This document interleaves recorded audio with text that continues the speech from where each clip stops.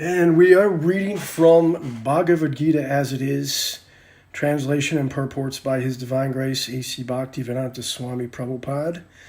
We'll be reading through 18 chapters of the Bhagavad Gita. We'll be reading the translations. The purports are recommended absolutely to read with the entire book to get the whole flow of the text of the Bhagavad Gita. We'll be reading straight through with the text. This is to encourage the hearing of the Bhagavad Gita, and one is recommended to continue hearing from it with the purports from the spiritual master, spiritual teacher, Prabhupada, in this Bhagavad Gita as it is. Starting with text 1, you will be able to see the text number in the top right here on this screen. You can see we're on number 1 out of 39 right here, and the small number up at the top. Text 1, translation. Dhritarashtra said, O Sanjaya, after assembling in the place of pilgrimage at Kurukshetra, what did my sons and the sons of Pandu do, being desirous to fight? Sanjaya said, O king, after looking over the army gathered by the sons of Pandu, King Duryodhana went to his teacher and began to speak the following words. O my teacher, behold the great army of the sons of Pandu, so expertly arranged by your intelligent disciple, the son of Drupad. Here in this army there are many heroic bowmen, equal in fighting to Bhima and Arjuna. There are also great fighters like Yuyudhana, Virata, and Drupad. There are also great heroic powerful fighters like Drishtaketu, Chaitanya, Kasiraj, Purujit, Kunti Bhoja, and Shaibya. There are the mighty Yudamanyu, the very powerful Uttamauja, the son of Subhadra, and the sons of Draupadi. All these warriors are great chariot fighters. O best of the Brahmanas, for your information, let me tell you about the captains who are especially qualified to lead my military force. There are personalities like yourself, Bhishma, Karna, Kripa, Ashvatthama, Vikarna, and the son of Somadatta called Bhurishrava, who are always victorious in battle. There are many other heroes who are prepared to lay down their lives for my sake. All of them are well equipped with different kinds of weapons, and all are experienced in military science. Our strength is immeasurable, and we are perfectly protected by grandfather Bhishma, whereas the strength of the Pandavas, carefully protected by Bhima, is limited. Now all of you must give full support to grandfather Bhishma, standing at your respective strategic points in the phalanx of the army. Then Bhishma, the great valiant grandshire of the Kuru dynasty, the grandfather of the fighters, blew his conch shell very loudly, like the sound of a lion, giving Duryodhana joy.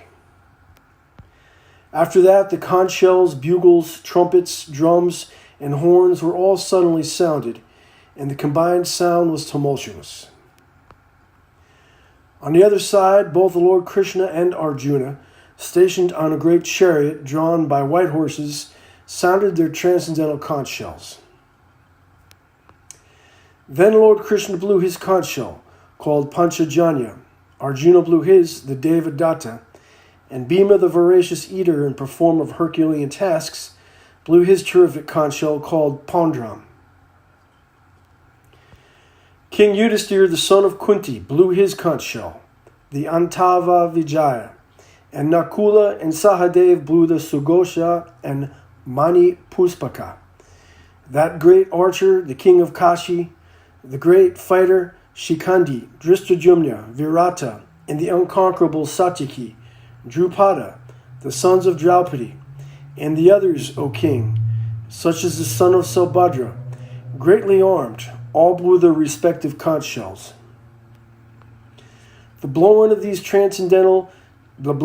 different conch shells became uproarious, and thus, vibrating both in the sky and on the earth, it shattered the hearts of the sons of Dhritarashtra. O king, at that time Arjuna, the son of Pandu, who was seated in his chariot, his flag marked with Hanuman, took up his bow and prepared to shoot his arrows, looking at the sons of Dhritarashtra. O King Arjuna then spoke to Hrishikesha, Krishna, these words. Arjuna said, O infallible one, please draw my chariot between the two armies so that I may see who is present here, who is desirous of fighting, and with whom I must contend in this great battle attempt. Let me see those who have come here to fight, wishing to please the evil-minded son of Dhritarashtra. Sanjaya said, O descendant of Bharata, being thus addressed by Arjuna, Lord Krishna drew up the fine chariot in the midst of the armies of both parties. In the presence of Bhishma, Drona, and all other chieftains of the world, Hrishikesh, the Lord, said, Just behold, Partha, all the Kurus who are assembled here. There Arjuna could see, within the midst of the armies of both parties, his fathers, grandfathers, teachers, maternal uncles, brothers, sons, grandsons, friends, and also his father-in-law and well-wishers all present there. When the son of Kunti, Arjuna, saw all these different grades of friends and relatives, he became overwhelmed with compassion and spoke thus. Arjuna said, My dear Krishna, seeing my friends and relatives present before me in such a fighting spirit, I feel the limbs of my body quivering and my mouth drying up. My whole body is trembling and my hair is standing on end.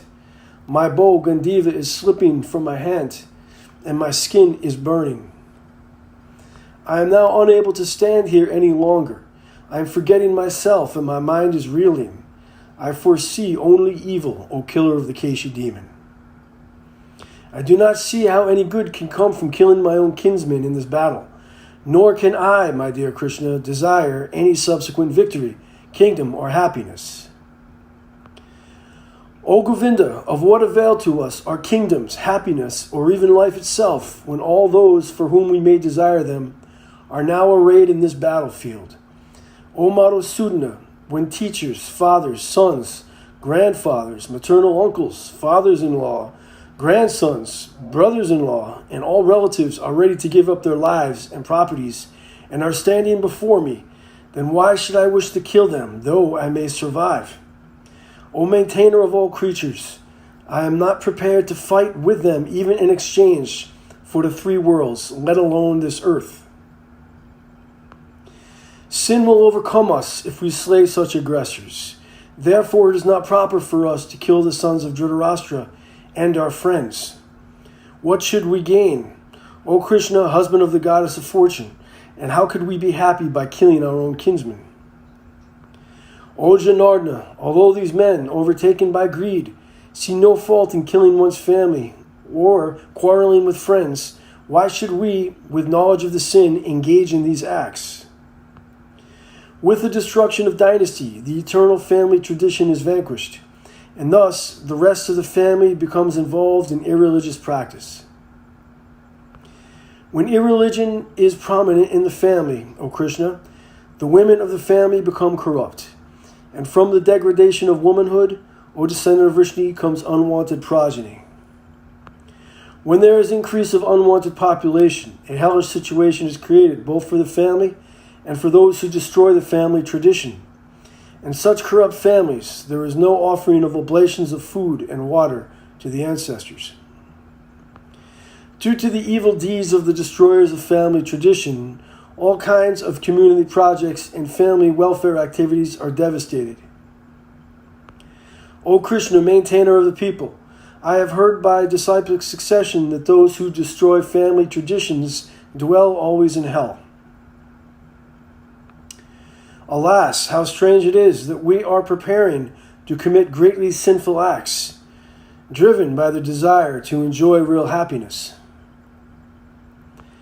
I would consider it better for the sons of Dhritarashtra to kill me unarmed and unrestricted, rather than fight with them.